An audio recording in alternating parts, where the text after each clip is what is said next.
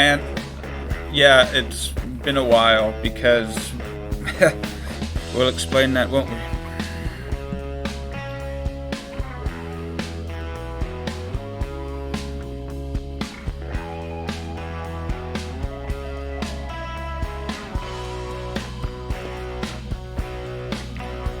Oh yeah, getting to 800.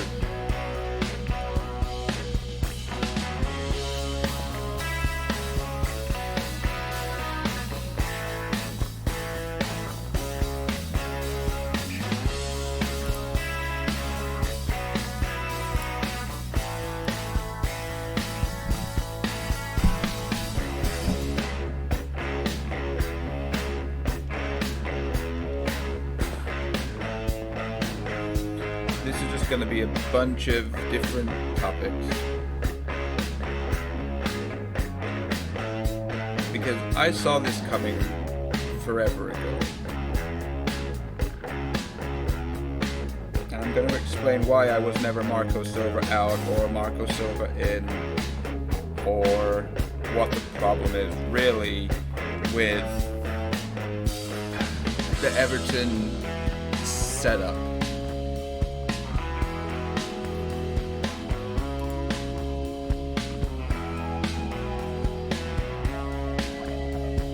Because I just got off work and I just got done watching the Arsenal and Brighton game, and I watched the Newcastle Sheffield United game also, and I watched some other games this weekend, and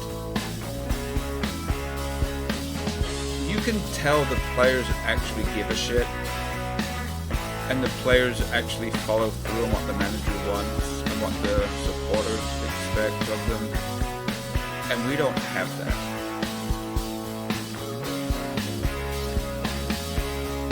And it's a sad state of affairs, but I'll get into it in a second. 2.5 minutes left. If you've got any questions you'd want me to answer for you and I'll give you my opinion on, I'm all about it.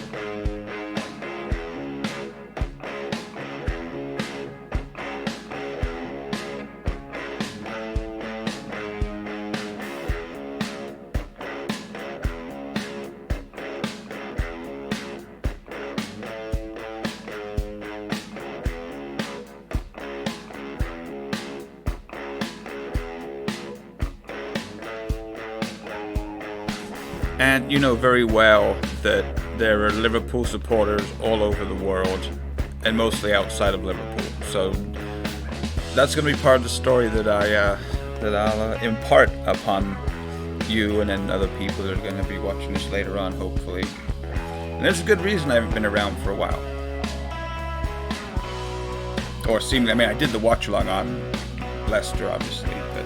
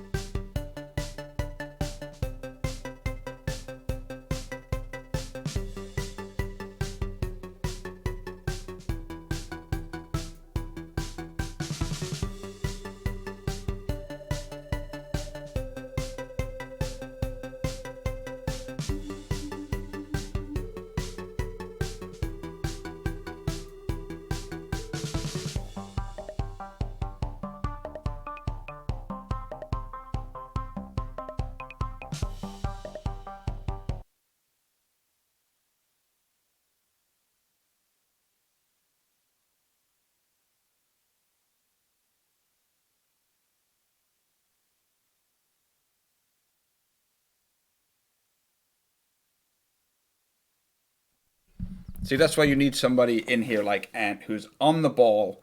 I turn the microphone down in order to vape, so you don't have to listen to it constantly. And then I forget to turn it back up. Anyways, what was I going to say?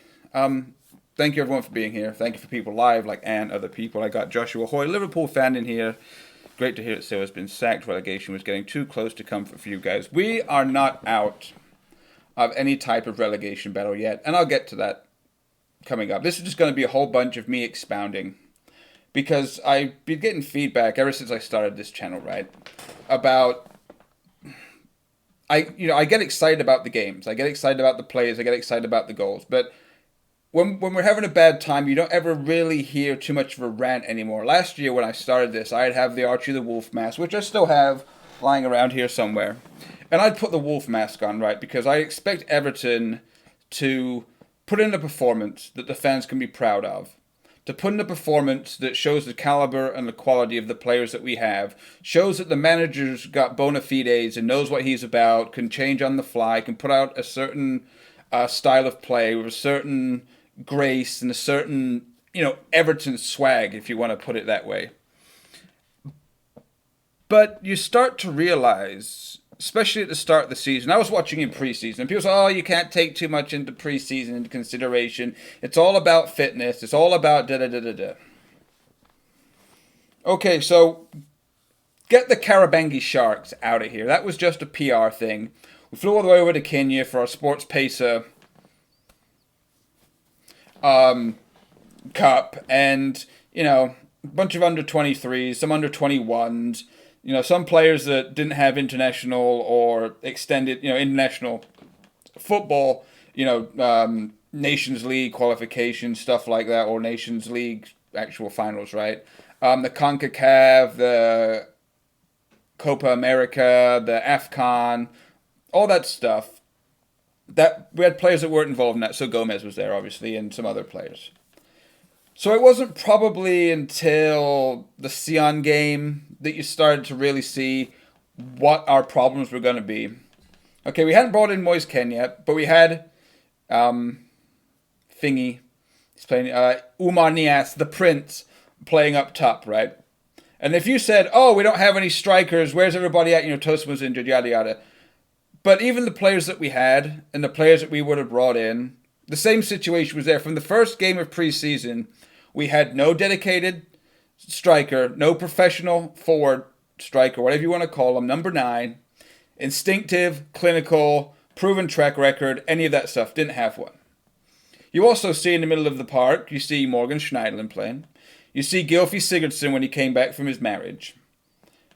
Neither I'm up to snuff whatsoever. Schneiderlin does what he does, but he's not a player that should be playing in the Premier League, should not be playing for Everton Football Club, and should not be anywhere close to a fast-paced, counter-attacking, yada-yada team that we want to see, right?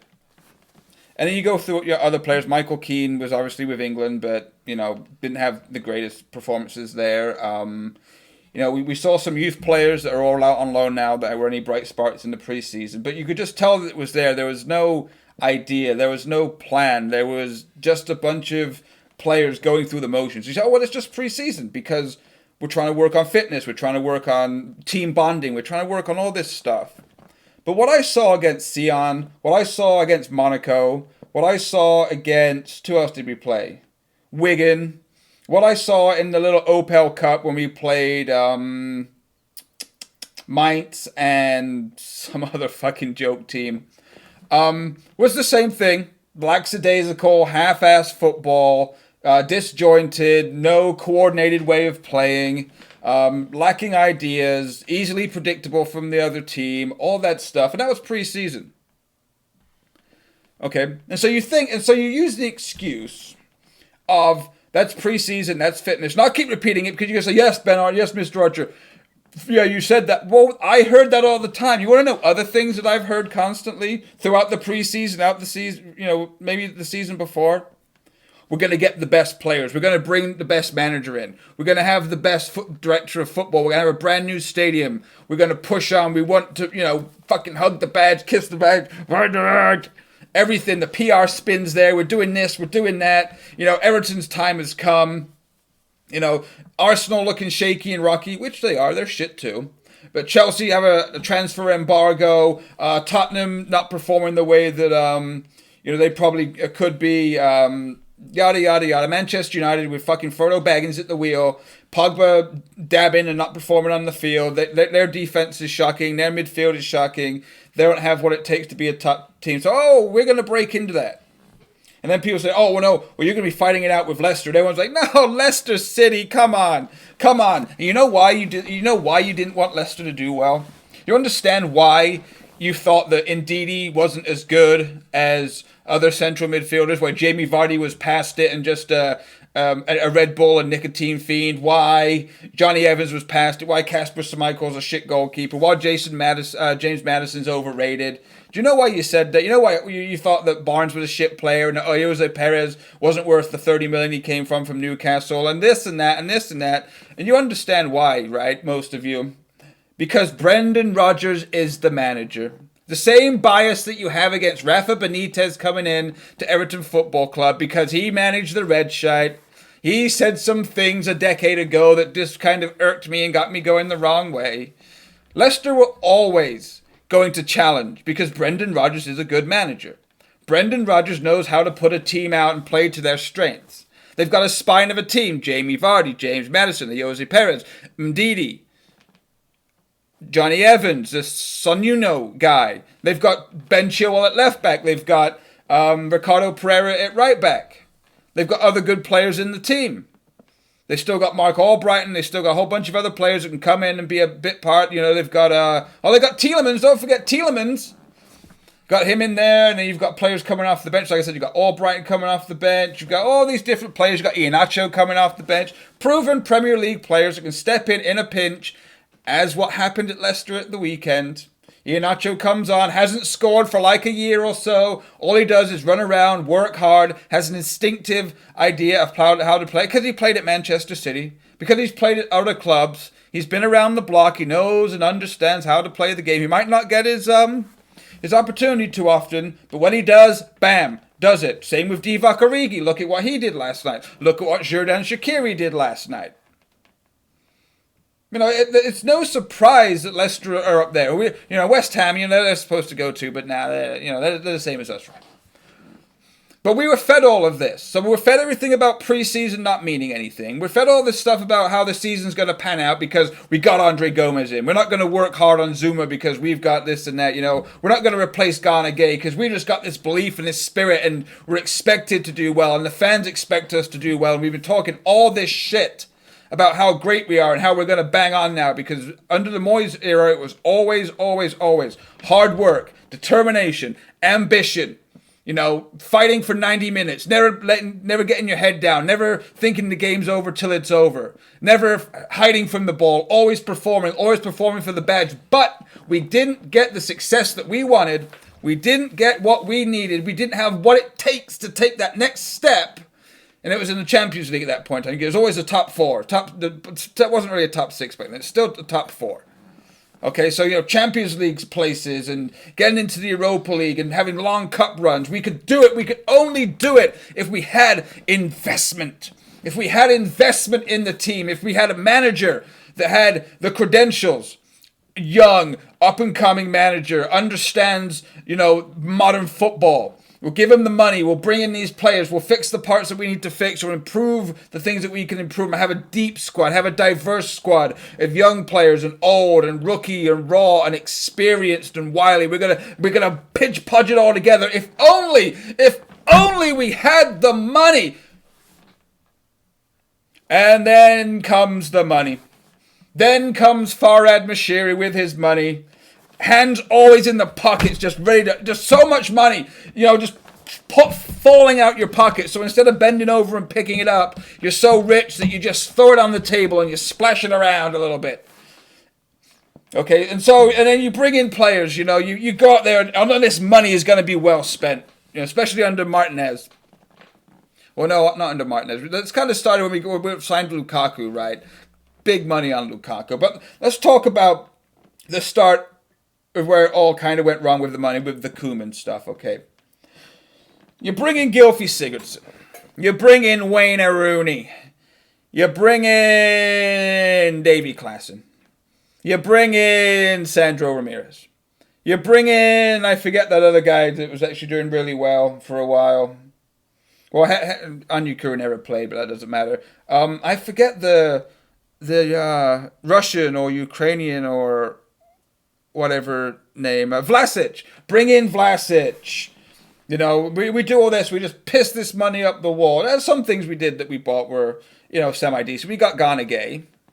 You know, another player we didn't replace because we thought we could just go out and buy somebody from Mainz and come in as a young player. And we thought we could trust in Tom Davis and we could trust in Schneiderlin. And we've got Gomez signed. But yeah, we pissed all the money up the wall to start with. And the scouting was dreadful and the football was dreadful and everything was dreadful. But these are just growing pains. We went through the Martinez thing. Koeman can take us somewhere else. And then we all know how the Koeman thing ended. And then you bring in Allardyce and, you know, brings in Tosin, which is a Sam Allardyce player, but doesn't fit in with the rest of the players. Sam should have known that he wasn't going to stick around. So, you know, the team that makes those decisions should never have brought in Tosin. Anyway, Walcott, decent buy, you know, not a terrible buy. But then the money was there, and all of a sudden, the quality of player, and by quality of player, I don't just mean the techers that they've got. I'm talking about what do they believe in their heart, in their soul. How much passion do they have for football? How much passion do they have for effort and trying to improve the players around them and to prove themselves week in, week out and to win over the supporters, win over the fans, win over the critics, win over everybody? How much are they willing to put on the line for the Everton badge? Okay? And of those players that we've brought in since we got the money, how many of them look like that's what they are? Richarlison, definitely. He might throw a hissy fit and a Strombo every now and then, and he might flop around too easily sometimes. But again, I've said in other videos, that's just the South American flair. It's just the South American footballing culture. And he's been tried to have a talk to, and he seems like he's improved over the past couple of weeks. But it's kind of difficult to flop around when you're not getting the ball to your feet in the last third anyway. So what's the point in flopping around on the halfway line? But that's by the by. So the title of this video, obviously, was We Have Been Educated.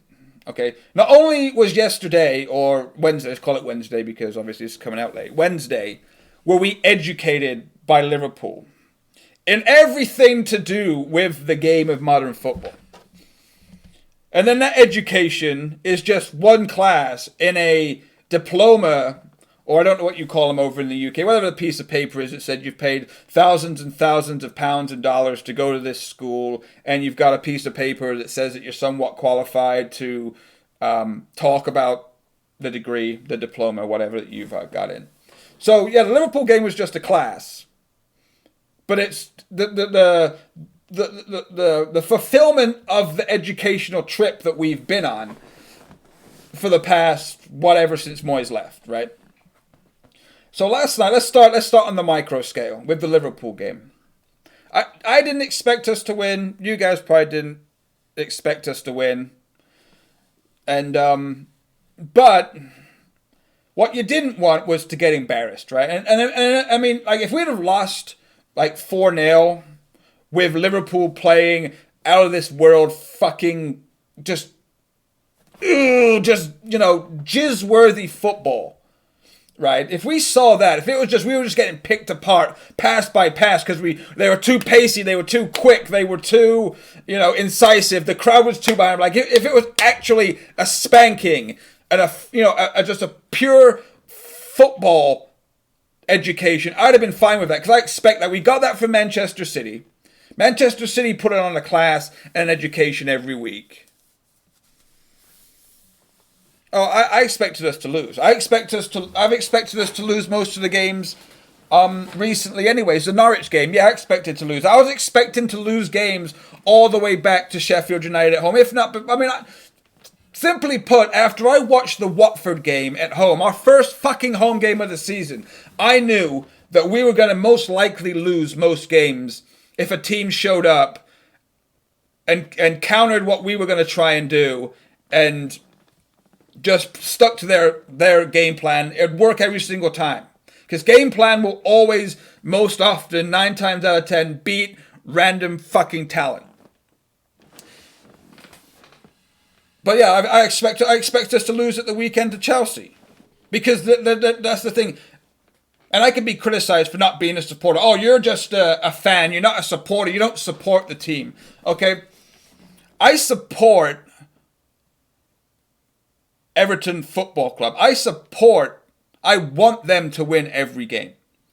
I want us to have a good performance every weekend. I want. But what I want doesn't factor into what I see week in, week out on the pitch. And I'm not talking about watching Everton every weekend and then saying that's it. That's what some people do. Some people will only watch Everton Football Club play their game, or listen on the radio, or watch the replay, and then they'll watch Match of the Day to find out what happened in the other 5 or 6 games that day, and then they'll watch Match of the Day again on Sunday, or Match of the Day 2, whatever it's called, or they'll watch their ESPN, or their beIN Sports, or their BT Sports, or any of that, or Al Jazeera, or whatever, and they'll watch the highlights, and they'll probably try and form some grand opinion about certain teams through a 10-minute selection of clips.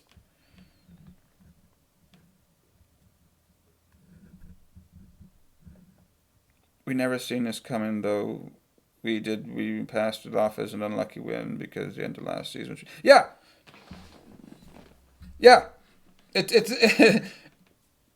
But that still doesn't explain why some people get so.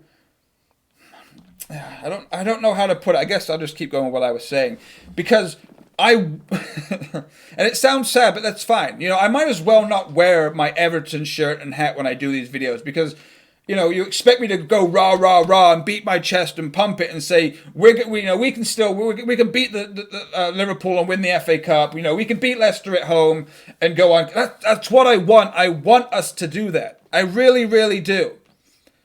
But it's like a bad relationship or a bad job. You keep trying to find a reason to stay. You keep saying, oh, well, I don't want to lose the money, or I don't want to, go move somewhere else, or I don't want to leave the comfort of this person because I know them so well. Yeah, they've got their bad qualities, but there's some redeeming qualities, and I don't want to be alone, and or whatever people come up with, or it'd be too much of a change. We can always work through this. There's always a way to fix things.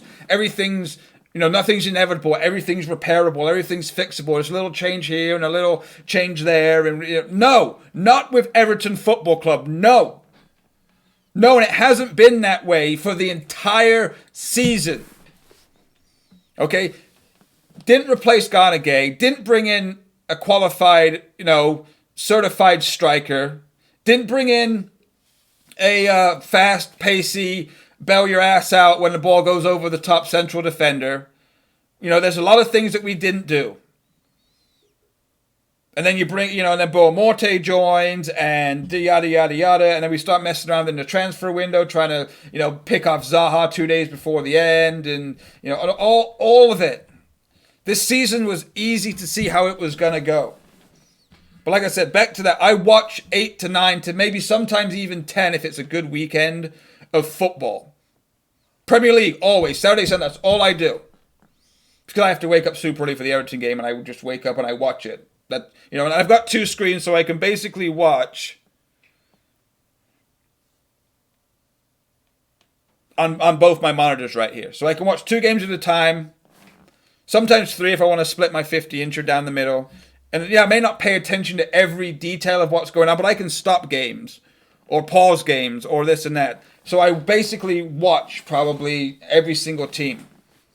So when I see that we're playing Sheffield United at home on X day, I've probably watched, 4 out of 5 Sheffield United games in the season so far, because I want to. I'm curious as a football enthusiast to see always want to see what the newly promoted teams do. The players that they bought, I paid special attention to that in the summer. Are they going to be like a Fulham and they're just going to go bam, bam, bam, random amount of players, whole lot of money, let's try and stay in the Premier League? Or are they going to go the Brighton route when they came up, the Burnley route when they came up? Stay in the league. We can't lose the TV money. Let's not go super in debt, or let's not sign big players to big contracts. We're going to get relegated with all the relegation clauses and all that. Are we going to play it safe? Or some people try and play the middle ground, just keep their core of what they had in the Championship, and then just add a little spot of quality here and there. So that's always. So I watched Sheffield United. I watched how Chris Wilder set up his team.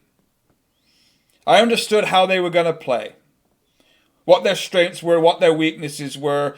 You know, this and that. Do they? Because some teams that come up, you know, like Norwich, when they played Liverpool, you know, opening game of the season, they were taught a lesson too. That you can't really come out sometimes and just play your fancy football that you want to play and then expect to win a game. You can expect to put on a show and show the Premier League that you're here and show your supporters that you're not going to be scared about going to Anfield or how other teams have done it. Frank Lampard, you know, like first day against Manchester United at Old Trafford, their team went out and played fancy football, hit the bar, hit the post, you know, showed youth, showed passion, showed a new way of doing things, showed nice things, but inevitably got caught on the counter-attack and got spanked 4-1. That's just what happens the first couple of games. You're kind of feeling each other out. But I'd watched Sheffield United play. I knew who Aston Villa were from the season watching them in the Championship because they've got good players. They've got well-known players. They got El Mohammadi, you know, players that you know from teams that have been in the Premier League before. That are, you know, they've got experience in certain places. And then you look at who's the other Premier team? Oh, Norwich City ran away with not ran away with, but you know, did very, very well in the Championship. Got good players also. Got a good manager. Got some young and up-and-coming stars. Still got a whole bunch of, you know, players that were in the Premier League last time. Look at Tete. You know, they've got Tim Krul playing in goal for them. You know, they've got decent players. So what happened against Sheffield United was not a surprise when we lost 2-0 at home. Neither was it that we barely squeaked out a result like Watford at 1-0 at home. Because you could see in the pattern of play that we had no fucking idea what we were doing. In order, in tactics, in formation, in this and that. It was basically keep going down the right. Luca Dean and Bernard have got a thing, so let's just work it with them and cross it into the box. And we'll go down the outside with Richarlison and Walcott, and then we'll play Coleman, and it's not going to... You know, so we knew what was going to happen. And then you also know with Everton that when you go behind, the game's basically over. So you've got players that don't know how to do anything else but plan A. And I was saying this way back last season too. There was always just a plan A. And the team that we were playing against countered plan A. And then we just fell to fucking pieces. And you can see it, each and every one of them. On the pitch, no belief, no passion, no pride, no anything. It was so clear so early in the season.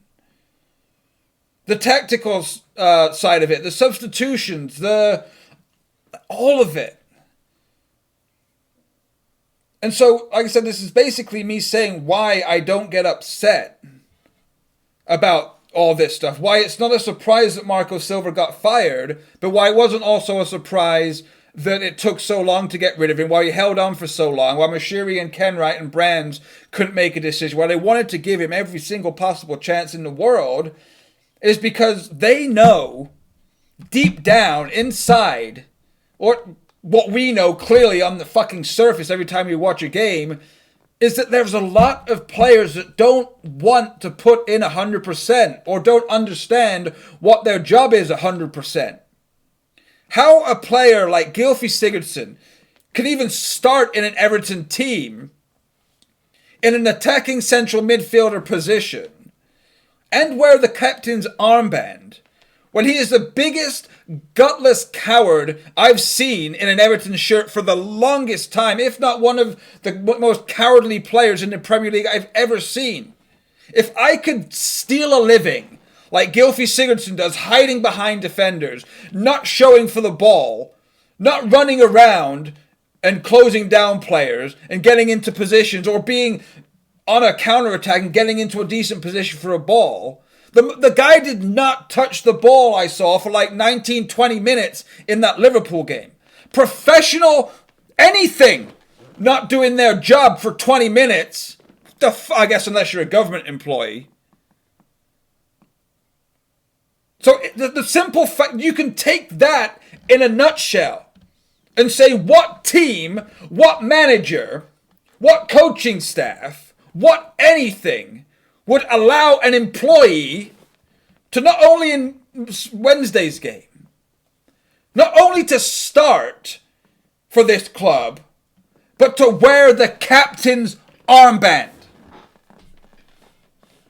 That is a sad indictment of what we are as a club. It's when stuff like that happens, you know there is rot and cluelessness and a lack of ambition and desire and pride and personal integrity. You know that is nowhere to be found in the vast majority of people within Everton Football Club. If you're a young aspiring football player, male, female, alien, attack copter, whatever, if you're aspiring to be a professional in anything in life, take a look at Gylfi Sigurdsson. Because people are going to think that that's acceptable. And if I have an employee, okay, and I told you it's going to be tangents and rants, is that just turn it off or keep listening. If I had employees that had the body language, the personal skills, the total lack of ambition or drive, and showed up late every day, if I was in charge of people like that, and people would, and you know, I had other employees or other people from other professions came in and watched me, and they'd say, "Hey, Ben, I was just down on your floor. I was just up in the office, or I was just out observing your employees. And you know that you have an employee right now that has his hands down the front of his pants, rubbing his genitalia, while being on his cell phone, while his machine is not running, and while his other employees are stood around waiting for him to hit the start button or whatever it is that you're doing, or to open this file or to start this meeting or whatever. Did you know that this is going on?" And if I said, "Oh, that's just so-and-so. He's been here for so long. He's been loyal. You know, maybe he's not up to his best right now, but, you know, he's one of us." So, and I would fully expect that to reflect poorly on me. As a manager, as a higher up, as a, you know, middle manager, or whatever it is, if you're in charge of any given situation, even if it's just two of you and one of you's been a leader, or if it's a room of 50 people, or it's an auditorium of 500 people, or it's a stadium full of 25,000 people, they're expecting stuff from you, and are expecting to see the values and the ethics and the morals and the work ethic and the belief system of what this company or this organization or this sporting team or whatever it is. If I am in charge of that, if I have some type of responsibility within that organization, I should be looked at as an example.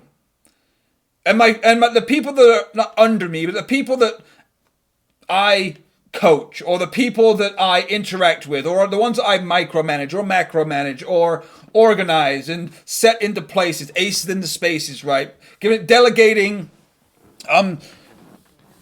a certain deadline or a certain project or a certain whatever. If I'm in charge of any of that, surely the lazy employee, the bad employee, the employee that needs improvement, the employee that needs coaching, the employee that needs to be told that showing up to work late all the time isn't the way to do it, to taking an extra 15 minutes on your lunch every single day when nobody else does, constantly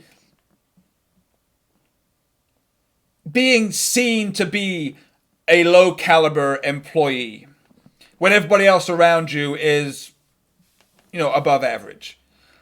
That single person is my responsibility if I'm in that position.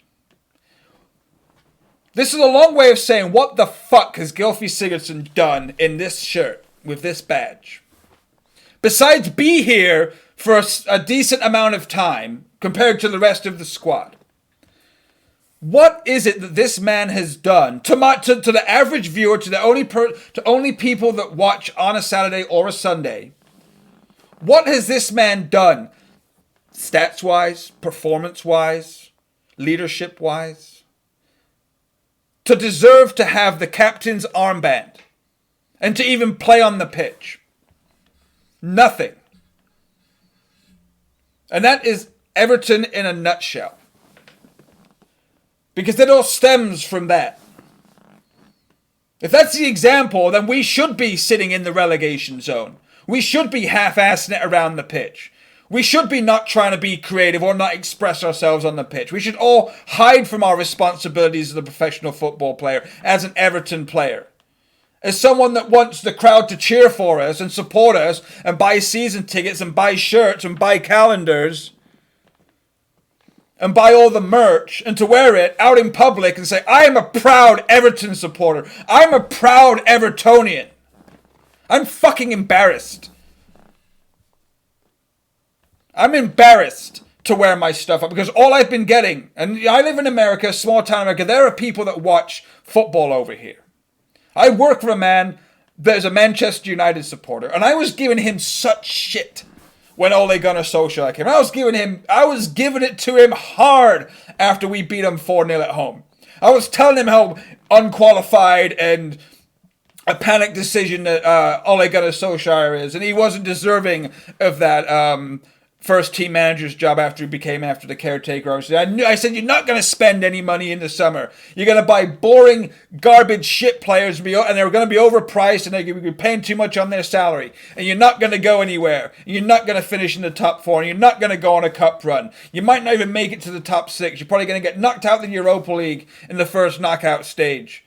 You know, you've got Paul Pogba that just wants to dab and take selfies rather than play football. And you've got Jesse Lingard, and you've got Marcus Rashford. You know, you've got, Ashley Youngie. And you've got all these old, players and these young players that haven't proven themselves. And you're just a disjointed, clueless sack of a club. And you're an embarrassment about from where you were all that time ago under Sir Alex Ferguson. So fuck you. Your team's shit. I actually apologized to that guy today. And I'm always man enough to apologize. But, it doesn't take a real man or a real woman. It just takes...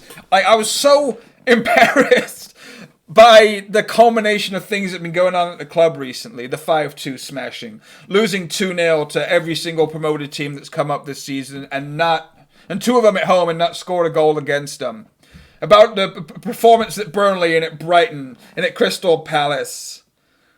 And who else have we lost? We've lost to basically everybody, haven't we? So it doesn't really matter, And just I told him I was after Manchester United beat Tottenham last night. I walked into work this morning, and he came up to my office and was discussing stuff with me. And I just came. I was like, hey, I apologize. Looked at me and I said, I apologize for what I said at the end of last season. I really do.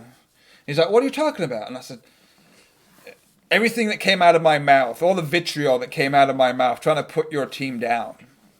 Telling you how bad your manager was, how clueless he was, how the tactics were bad, how your players were shit, how they were all overpaid prima donnas that can't work as a team and pull out results when it's needed. Have fallen so far away from where they once were that it's almost unbearable to watch and it's embarrassing for you. Remember when I said all that? And he's like, well, yeah, I didn't take it too seriously. I was like, no, I apologize.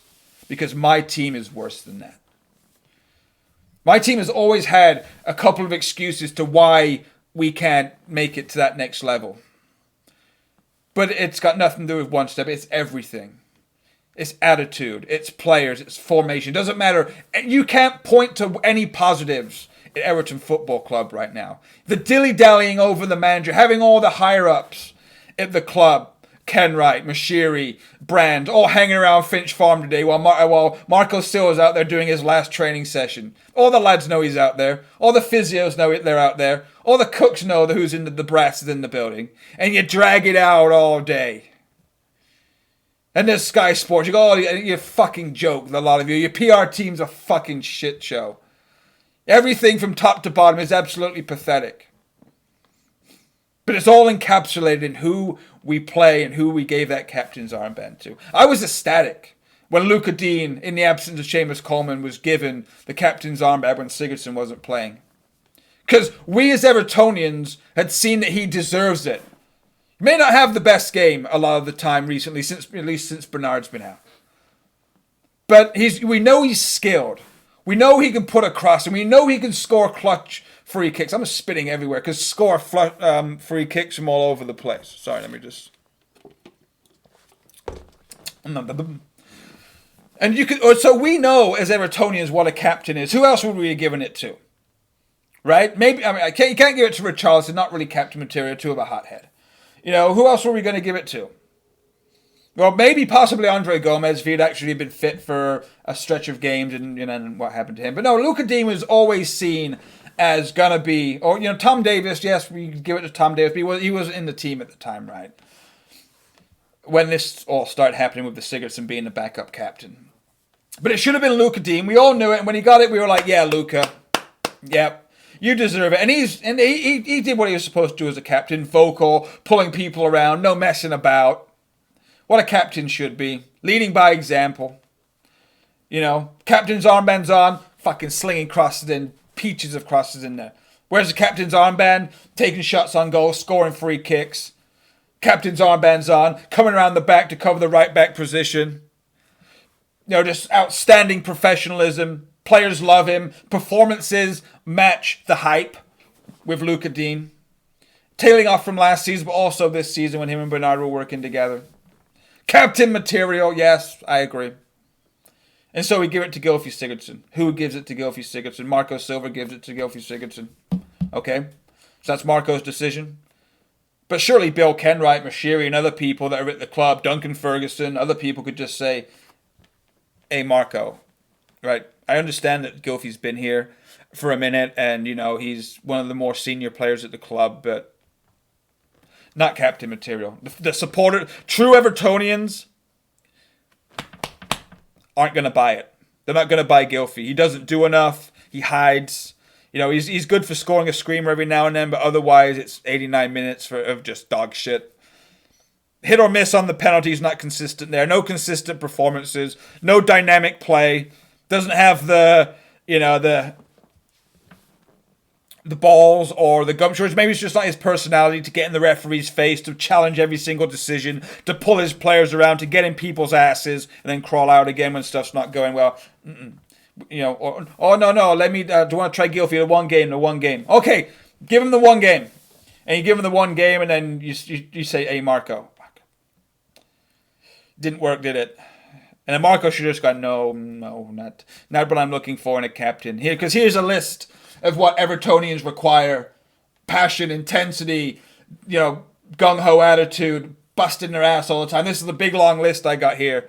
Big, long list of what Evertonians expect, not only from their players and but from the supporters and, supporters throughout the year. So you look at players that have been the captain of our club. You can name them all.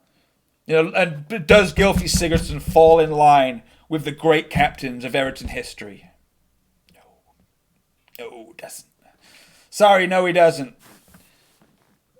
And so, not blaming Gylfi Sigurdsson for him not fitting into the system and not having the legs and not having the technical ability to play in a fast-paced, counter-attacking, diverse attacking way of playing. That's not his fault. Okay? So it is Everton's fault. But that is, if there's one decision that you can look at that tells you what the problem at Everton is, it's that man being in the team and being captain. Now, you can get educated in other ways. I mean, look at what Liverpool did last night. Did they pass the ball around 50, 60 passes with total football, tiki-taka, ole, ole, ole, chanting football? No. Did they play on the counter-attack? They did a little bit, but we barely ever got forward for them to counter-attack. What did they do?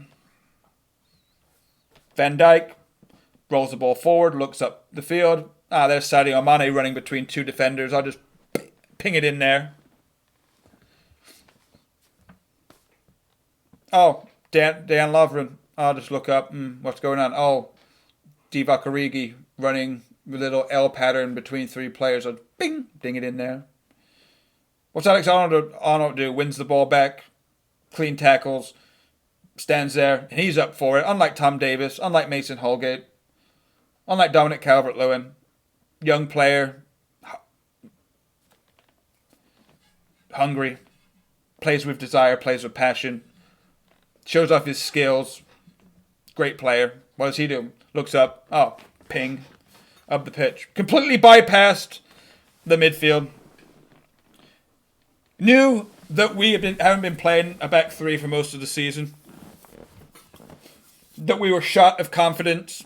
That we don't have the pace at the back because we didn't replace Zuma. No one's going to press very high because we've got Dom running around out there, but Gylfi's too slow to press. We can't even really play that decent of a pressing game with Gylfi in the team. Tom Davis, every pass, not going anywhere, looked like, like he was scared.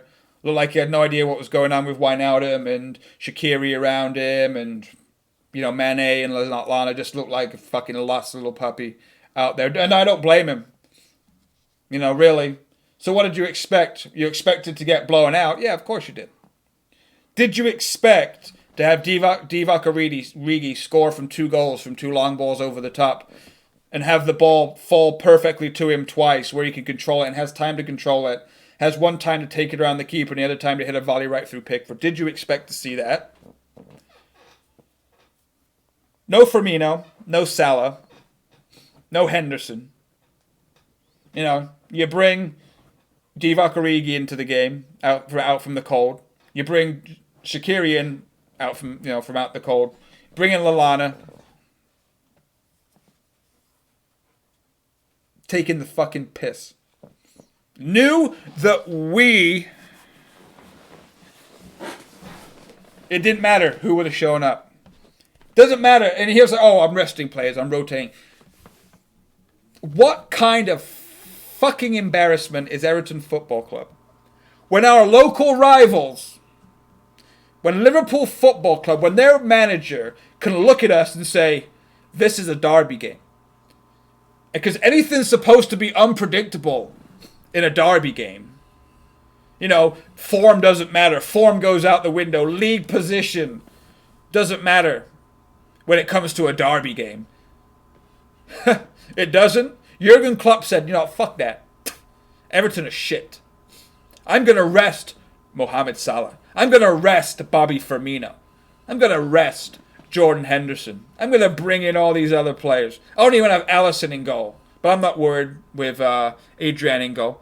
I'm going to rest my starting players like it's the fucking 3rd round of the FA Cup. Or it's the first, the 4th round of the Carabao Cup. I'm going to put out a team like I would if I had already qualified first place in my Champions League group and the next game I was playing didn't matter for shit. I was still qualifying first. That's the type of team I'm going to put out against Everton. That's the type of team I'm going to put out tonight because I know that Divock Origi instead of Bobby Firmino, that Xherdan Shaqiri instead of Mo Salah, that James Milner instead of Jordan Henderson is still fucking miles better than what Everton can defend against or have any idea of how to defend against or do anything. I'm going to put in my fucking B team because I know I can get 3 points and rest some of my best players against Everton Football Club. You really think Phil Foden is going to start in the Manchester derby? Huh? Do you really think that Pep's going to just say, you know what, fuck this. Man United, they're nothing. I'm going to play my fucking B team in the Manchester derby. Do you think that Tottenham and Arsenal would ever consider playing their second string players in the North London derby? Do you think that Rangers and Celtic when they play would just be like, I'm not having this today. I'm just going to put out a bunch of other players and we'll just play a game of football. No! This is the first derby game I've watched in the longest time. And I'm talking the Milan derby. I'm talking El Clasico. I'm talking Bayern. I guess Dortmund is the big, rivalry. But it's not really a derby type thing. You look at the derbies in Germany. You look ones in Italy. I have never seen a piss take like what I watched last night. Because we were predictable. We weren't going to show up for it. We were disheartened. Manager clueless and living on the edge. Now he's gone. Players clueless. No idea what's going on defensively. No idea how to pass the ball with any, aplomb or do anything. No idea how to create decent chances or have a diverse way of playing. And Klopp probably looked at that and his coaching staff looked at it and said,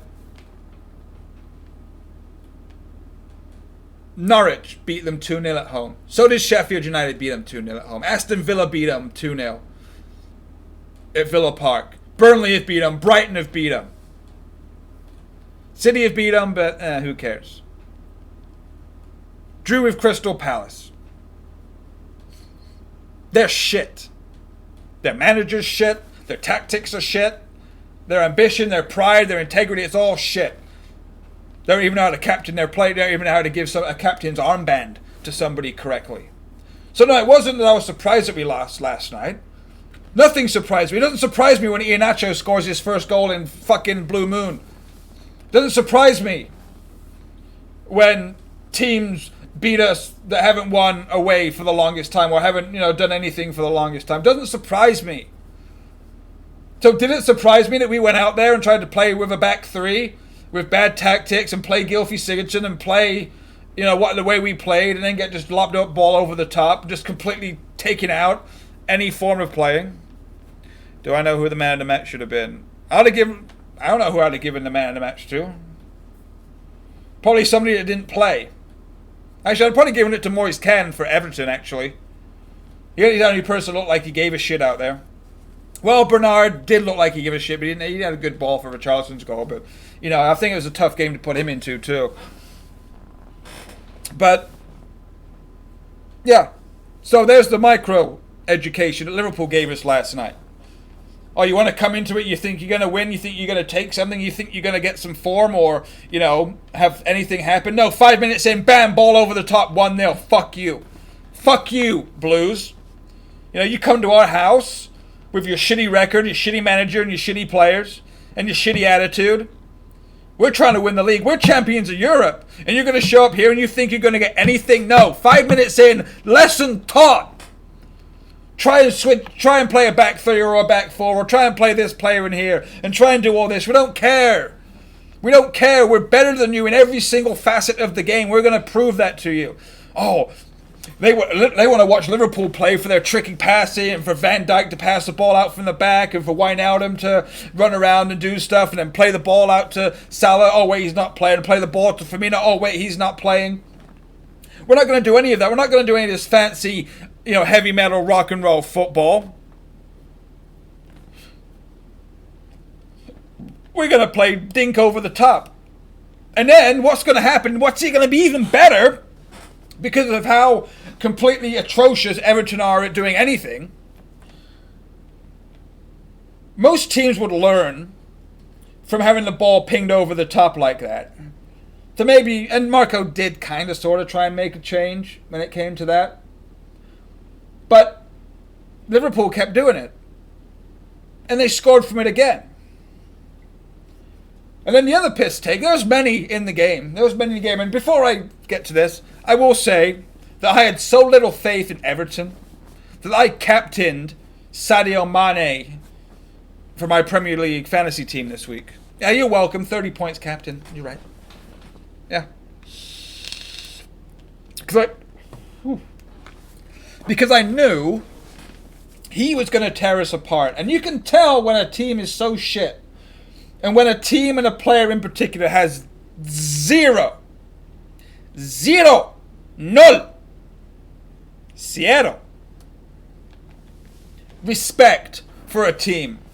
This son of a bitch did first time inside of the foot with his goal.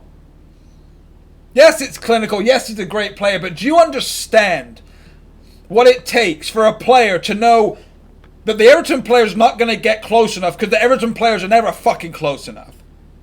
That their goalkeeper is going to be in the wrong position and is a complete bottle job anyway. So the understanding of what you're playing is understanding your players or your opponents is the only reason that Sadio Mane would take that shot with the inside of his foot and bury it in the bottom corner first time, because he knows everything from top to bottom at Everton Football Club is shit.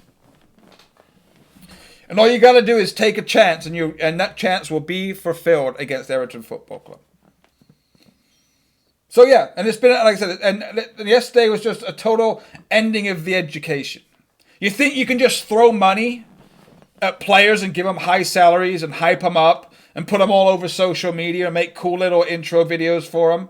And you think you can put out your little rondo training sessions all the time.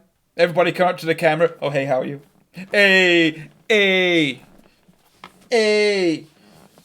And then your charity calendar when everyone's showing up in the little tuxes and having a good time. And then you got these little game shows that you play, who laughs first, and this and that. And you have a warm, good feeling about the club, and you're still hyping the new stadium, and you're hyping the second consultation, the first consultation. You're putting the beautiful video out, the 3D tour of Bramley Moor, and you hype it all up, and everything's getting hype. It's all hype. It's all 100 blood fam. Damn ways there. And you do all that. And still nothing. So you throw the money. It's all just throwing shit against the wall and smearing it. You want a young, brash, new coach that doesn't have any proven track record, but given money, given time, given quality players, could take us to the next level. Didn't happen. So money didn't work. Bright, new, young, exciting manager didn't work. Trying to mishmash a whole bunch of players from different managers. Because in the starting 11, we've got, any Moyes players in there? I don't think there's any Moyes players in there anymore. You got Bain. Oh, no, Coleman occasionally, I guess. At the start of the season. But you still got at the club. You still got Moyes players. You still got Martinez players. You still got Koeman players. You still got Allardyce players. And you had Marco Silva's players in there. So, a little mesh of players. That's not going to work. You can't just throw a bunch of people together and tell them what to do and expect it to work. If you can't coach what it means to wear this badge. So we'll go through it again. Throwing a whole bunch of money at it, didn't work. Young brash manager with something to prove, didn't work. All the hype, of promoting the team all over social media, all over the world, didn't work. Trying to just randomly put a bunch of players together and hope they can find some type of form because they've individually got good qualities, didn't work. And you're surprised at this. So if none of those things work, what actually works? Right? I watched the Brighton game earlier against Arsenal. And two players come to mind. Two players come to mind that I watched the past 2 days. Georginio Wijnaldum for Liverpool, and Aaron Moy for Brighton. If there's two players that typify what it should mean to be these things: a team player, a great individual player, a hard worker, a passionate player, someone that plays 100% all the time no matter what's going on, is not afraid to take a chance, but is also not afraid to keep it to the basics, has a good footballing mind, follows managerial instructions to a T, and does nothing but promote the team he wears on his badge. Wijnaldum is a fucking workhorse. Aaron Moy is a fucking workhorse.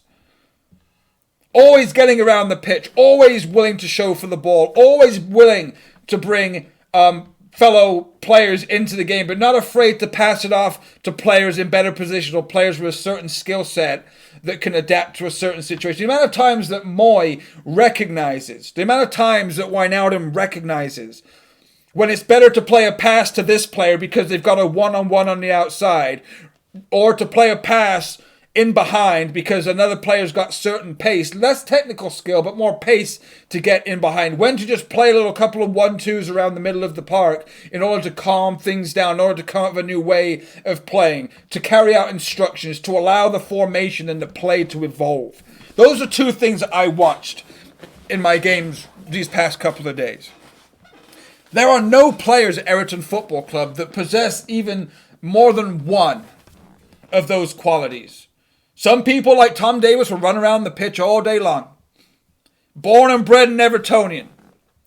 And And, don't look at him through the personal. You might like the skateboarding and the camera work and the hobo pants and all that, and his glasses and whatever. That's his personal stuff. That's him as an individual. You like it or you don't like it, doesn't really matter, right? But on the pitch, the passing, the nerves, the indecisiveness, the bad decision making, he's got it here. He's got it in the legs, he's got it in the adrenaline, he's got it in what it means to play for the badge. But the quality, the technical ability, the decision making, it's just not there. Gylfi Sigurdsson, great footballing IQ, great long range shot, great set piece taker. Where's the passion? Where's the integrity? Where's the leadership? Where's the showing that when you wear the armband that you're representing this and know what it means? Schneiderlin, no passion. Doesn't get around the pitch. Could put in a tackle. Couldn't give two shits about playing for Everton Football Club. Just wants to get paid. And and that's how it's going to go. You look at Yerry Mina. I can pick them all out. I'm not picking on Yerry Mina, but big, strong, athletic, vocal. Sometimes looks discombobulated, makes a bad decision, gets sucked towards the ball. Yes, learning curves. Making mistakes and then employing them. You got Michael Keane. I can go through the whole team. There isn't one player. No, there's not. I want to put Richarlison up there. And maybe Luca Dean to say that they pretty much tick all the boxes. Just like the highest end, a bit lowest end. But I've said it many times. And this video's going on, so if you're still watching, congratulations. I've just been ranting and raving. But, there's a reason I haven't been on.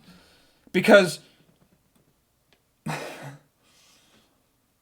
it's very hard to get up and talk about things when you know that things can't get better, because things don't just randomly, luckily get better. People talk about, we could have turned it around at West Ham, could have turned it around against Southampton after the Southampton result. No. There is no constantly turning around from the situation Everton are in. There's no random magic wand. There's no Harry Potter magic that's going to transform a bunch of overpaid, underachieving, couldn't give two fucks about Everton Football Club, basically spitting in the face of the supporters that buy the season tickets and buy the merchandise and travel all over the country to watch the team play. There's nothing magical about trying to put square pegs in round holes, and a manager that has probably tried everything but just doesn't have the players at disposal, either based on not getting his centre back or his other players that he wanted in the summer that we couldn't get, of having the injuries to Gabamin and to Gomez and to losing out Ganagay and losing Zuma. There's nothing that can be done. And so this has been coming for the longest time. And this is an education to people, hopefully, that there is a right way to do things in sports, in life, in business. Do I feel any sympathy towards Silva?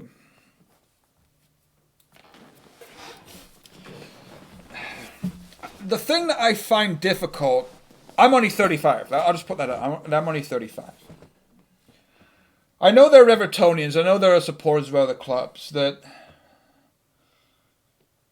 you want to put it all on the manager, okay? And at the end of the day, that's the manager's supposed to be out there. The coach supposed to be out there coaching, supposed to be making sure that his players understand the formations, the tactics, the this and the that.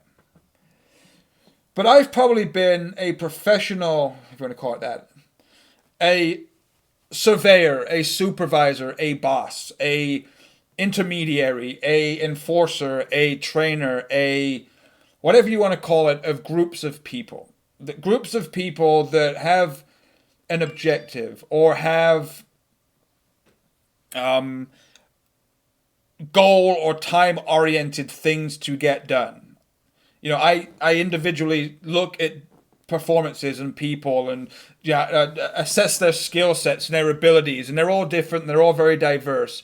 And so you have to pick and choose where to put people, what to assign people, how to handle people on an individual, personal basis when it comes to, encouragement or forbid discipline or performance reviews or how to, there's lots of it that goes into it. One thing you can't voluntarily or have people accept voluntarily is what you have in here. Some people show up to work, show up to the job, show up to whatever it is. You could be an actor, you could be a pharmacist, you could be a whole lot of things, right?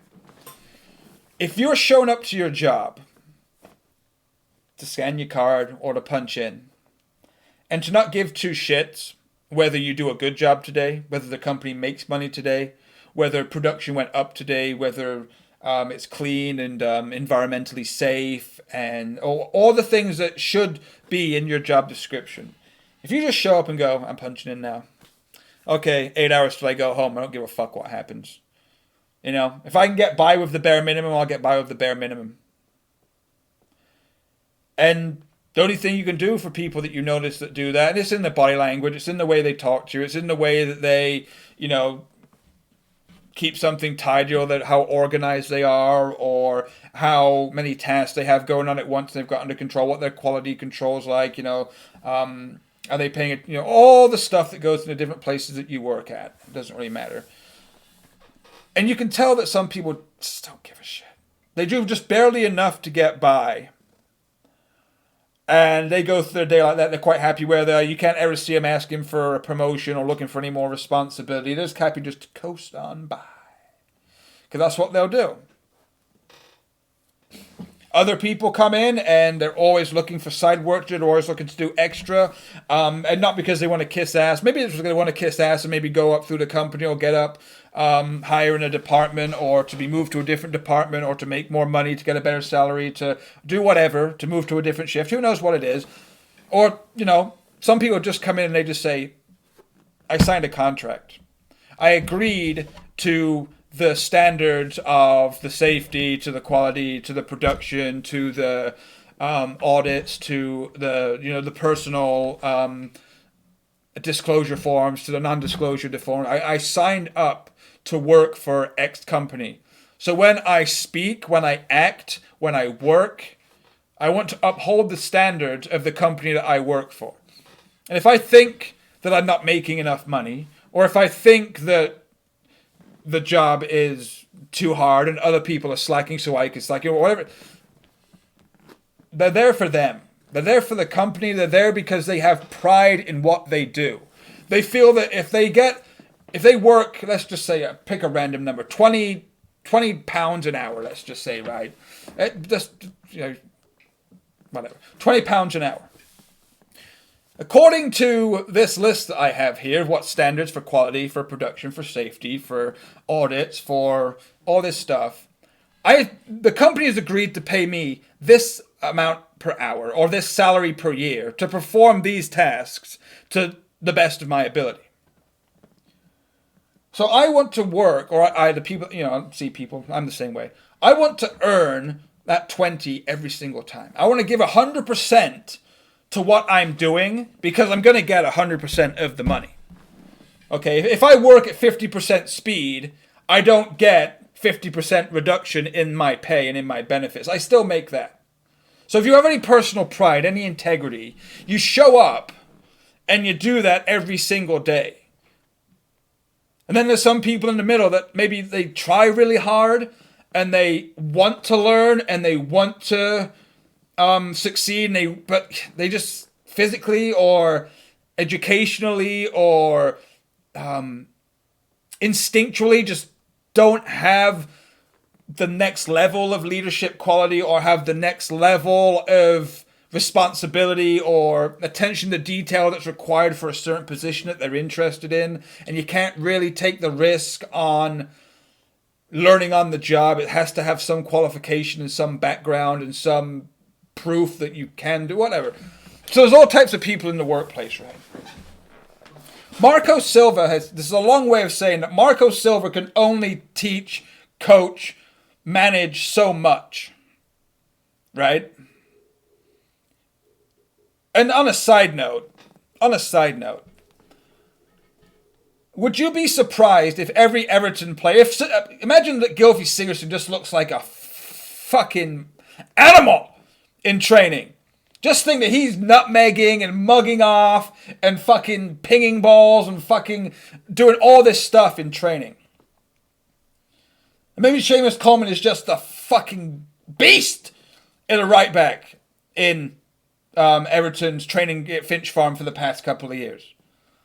Right? Imagine that Morgan Schneiderlin's just the most comfortable, fluid, no pressure, Mr. Reliable in training. And that's what Marco Silva sees. But who are they training against?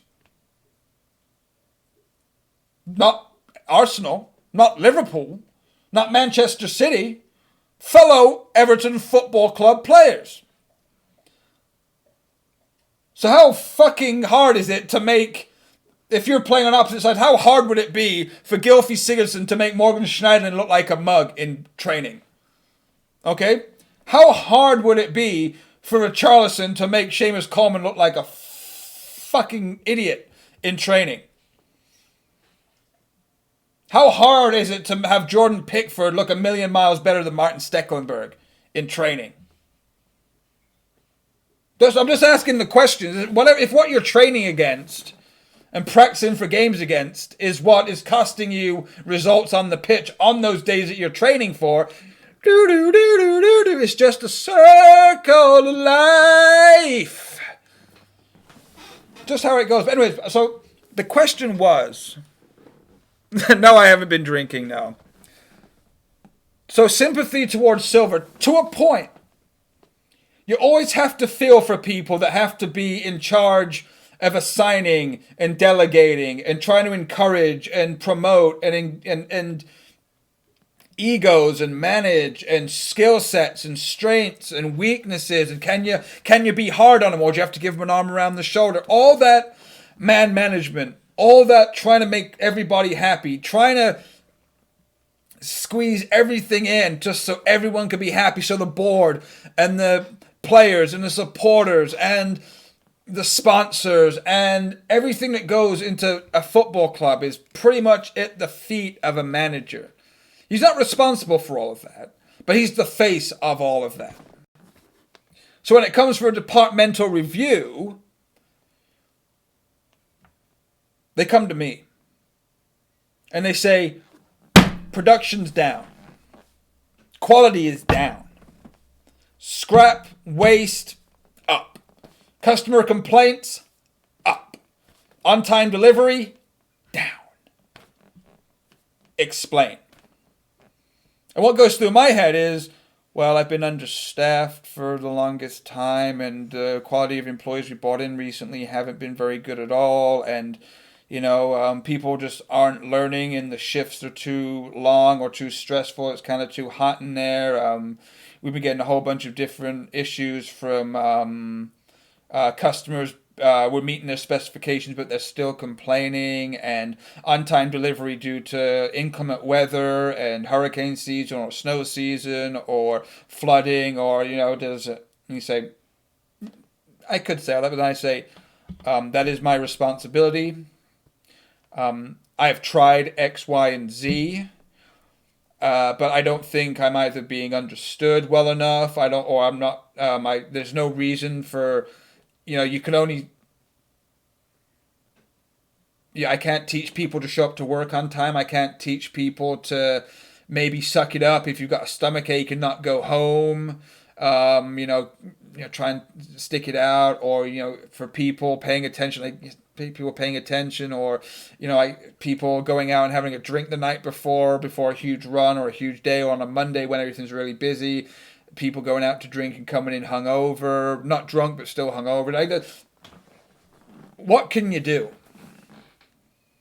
really, with the players he's got?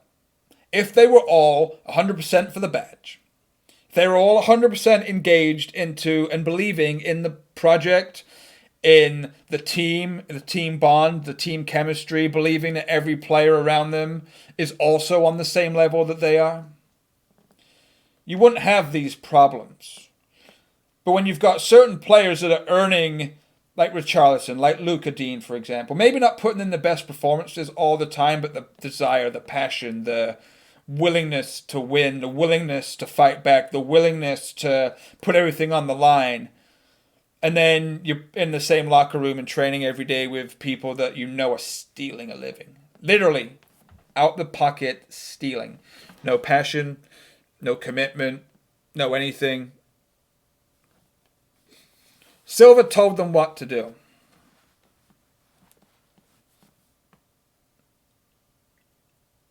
Last night, or Wednesday night, did Marco Silva tell Tom Davies to play 5, 10, 15 shit passes? Did he tell Michael Keane to look like a fucking headless chicken and get mugged off by Divock Origi? Did he tell Jordan Pickford to be in fucking no man's land for 2 separate goals? Did he tell Gylfi Sigurdsson to not touch the ball for 23 minutes and hide from everybody on the pitch? Did he tell Dominic Calvert-Lewin not to show any passion or anything and just kind of shrug when he got taken down in the box? No.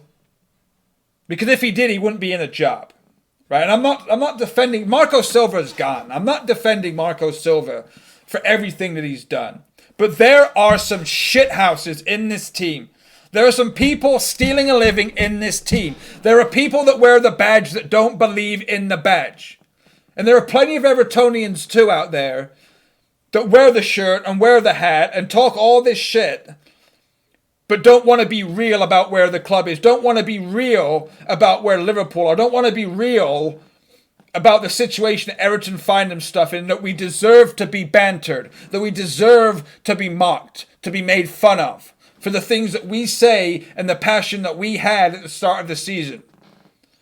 And for people that are going to get up there and say, oh, we can win at Chelsea with Duncan Ferguson in charge, that's going to give us a bump. That's going to give us... What the fuck is Duncan Ferguson going to do about Gbamin being out, about Beningame being out, about Gomez being out, so Schneiderlin has to play in the middle of the park? What is he going to do about Cenk Tosun not being a great centre forward for us, Dominic Calvert-Lewin not doing it, and Moise Kean not being ready? What is he going to do about Michael Keane and Mason Holgate being constantly fucking out of position and looking like crazy people when the pressure's on? What are they going to do about Jordan Pickford's attitude and his fucking childish way of doing things and his bad positioning and his shit goalkeeping? 5 shots on goal, 5 shots on target, 5 goals for Liverpool last night. Not a single fucking save. Okay? So I don't want to hear about Duncan Ferguson. I don't want to hear about fucking David Moyes with Tim Cahill. I don't want to hear about Mikel Arteta. I want to hear about David Unsworth or fucking Eddie Howe. No one can fix everything that is wrong with Everton Football Club. If it was a formational thing, if it was a player thing, if it was a money thing, if it was an ambition thing, if it was a new stadium thing, if it was a... No. No. No.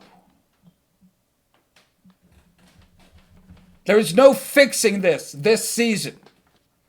The players do not enough players, should I say, care. Not enough players have the quality. Not enough players have the mental fucking maturity to play professional football. Not clinical enough, don't have enough quality, don't understand, have a low football IQ, and just aren't ready to play for a top 6, top 4 team. Because they're playing for a bottom 3 team. Because the players around them mentally, emotionally, spiritually, are a relegation team. No one person is going to fix this. No one person... No one player brought in January, no manager being brought in can fix this. It's dire, it's sad, and I know it is. But that's the way it is. Because it all starts with the players. It all starts with the individual and what they believe in their heart and their soul, why they show up to work every day. Not enough of them show up to work for the team, for the crowd, for the fans, for Everton Football Club, for the Dixie Deans that have gone by, and the Kendalls that have gone by, and the Artetas and the Kanchelskis, and the Unsworth, and the Lineker, and the Gascoigne, and the Beardsley, and the Reeds, and the Greys, and the Sharps. No, they're not those players. They don't have that for this club. So it's not going to change. I watch Brighton, I watch Sheffield United, I watch Norwich. I even watch Newcastle. Most of their players, most of their coaching staff, most of their cooks and their toilet cleaners and their chauffeurs, this is what they believe in, and they will do their best to fulfill the desire of the club and the supporters that support the club. We don't have enough of that. We have barely any of that. Talent, quality, name recognition, salary. None of it matters. Hype doesn't matter. None of it matters when you don't have it in here. And Everton from top to bottom don't have it in them. Let's say Everton or Tottenham. I don't even know anymore. Everton do not have that in them. So if you're expecting a turnaround and a change with Duncan Ferguson on Sunday, you're going to be disappointed. Or I'm going to be disappointed that I said that you were going to be disappointed. Don't forget, watch along. Early game, Chelsea, Saturday. Don't forget, I'll be here. And then if we bring in another manager, if we bring in Moyes till the end of the season, you're not gonna. You may see a little slight blip, but you can't. A wolf doesn't change. Wait, a leopard doesn't change its spots overnight. Whatever anecdote you want to use, go ahead and use it. And it's not pessimistic to say it. I've seen this. I've seen it in teams before, and I've seen what brings a team together, and seen what brings a workplace or a social group or what brings a family together. It's very simple. What works has been tried and tested and proven to work. What doesn't work has been tried and proven and failed not to work. What we're doing right now, the way we're going about doing things, with the players we've brought in, the players we've let go, the manager we've brought in, the tactics we've played, the personnel, the attitude, the mentality of the players that we have, it's not good enough. It's not a building block for the future, and it's not a building block to anything better for this season. I'll end it on that sour note. Don't forget to like and subscribe if you got through this. And like I said, there's a reason I haven't been doing that many videos. What's the point in doing a starting 11 show when you and I know exactly who's going to play, and that we don't agree with it? We don't agree with the formation. We don't agree with the players that are starting. We don't agree with the players being on the bench. We don't agree with the tactics. Why get up here and do a match reaction when I can just say, well, I told you 3 weeks ago that if we play boring, shitty, one-dimensional football with a slow midfield from front to back, we're going to lose the game? Why would I get up here every single week and say that? I could get on my hands and say, I'm going to be positive. I'm positive. Last week was last week. This game of football, every game of football is a different game of football. Fuck off. Fuck off, it's not. Not with Everton, it's not. Not with other teams, it's not.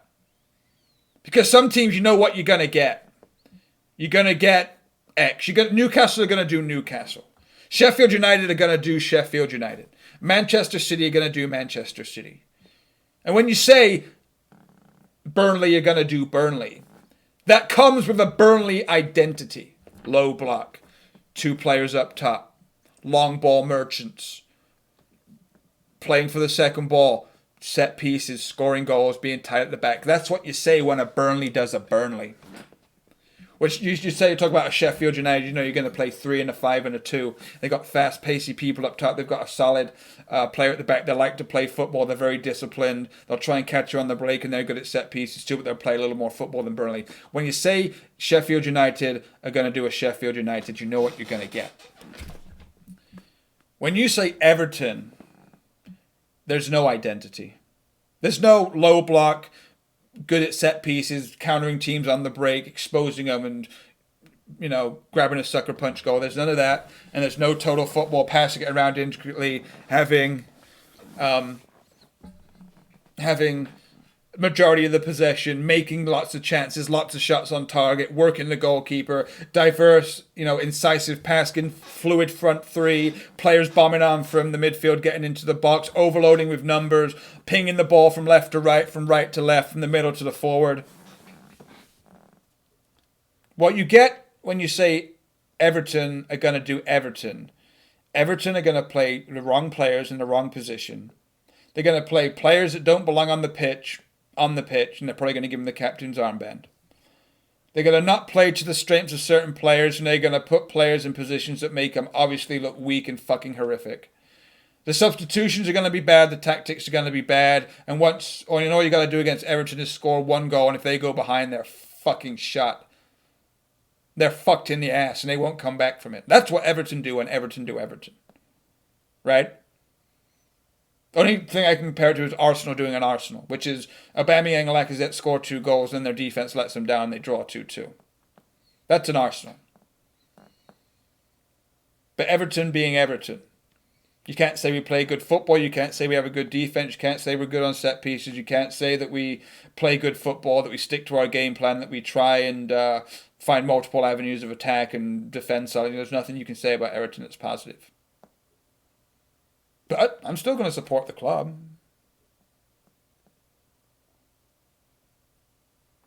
No, I'm not. I'm not saying we can't turn it around. I'm saying it's highly unlikely that we're going to turn it around. I don't like. You think for 1 second that I really, really am looking forward to waking up at 5:30 a.m. 5:30 a.m. here in America to make my coffee, to walk my dogs, to get my graphics ready. To have a stream, to go live. I'm talking live on YouTube. To comment and talk about an Everton game at 6:30 a.m. in the morning. Knowing that we're probably going to lose and our performance is probably going to be shit and I'm going to be pissed off by the starting lineup and I'm going to have to sit through 90 minutes of waiting for us to shit the bed. Do you think that I enjoy that? You think I want that to happen? No. The end of last season was fucking amazing. Slapping Chelsea, slapping Arsenal. Well, not really slapping Chelsea. Well, no, we did. Slapped Chelsea, slapped Arsenal, slapped Man United, drew with Liverpool, drew with Tottenham, lost to Fulham, yeah. Drew with Crystal Palace, yeah.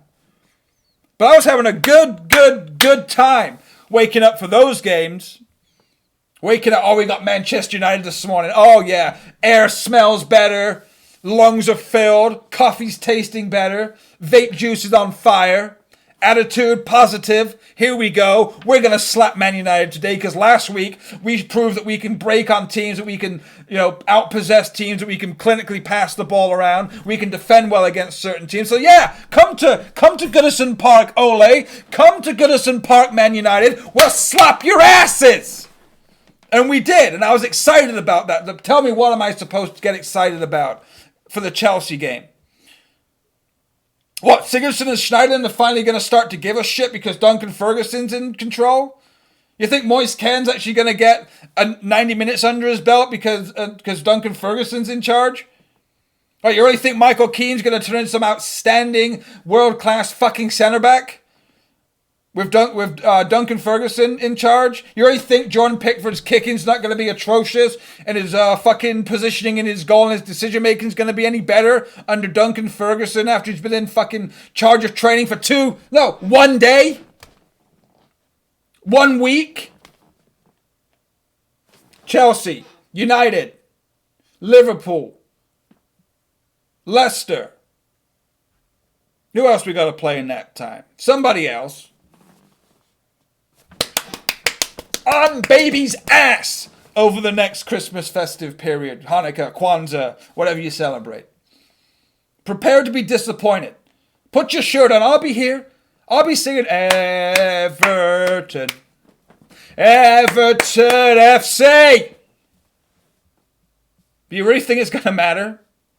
You really think that the fake optimism and the phony enjoyment that you get from supporting Everton. That you say, oh, I support no matter what.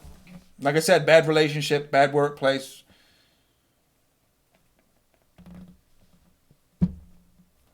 I don't know. Like I said, every week I hope to be proved wrong.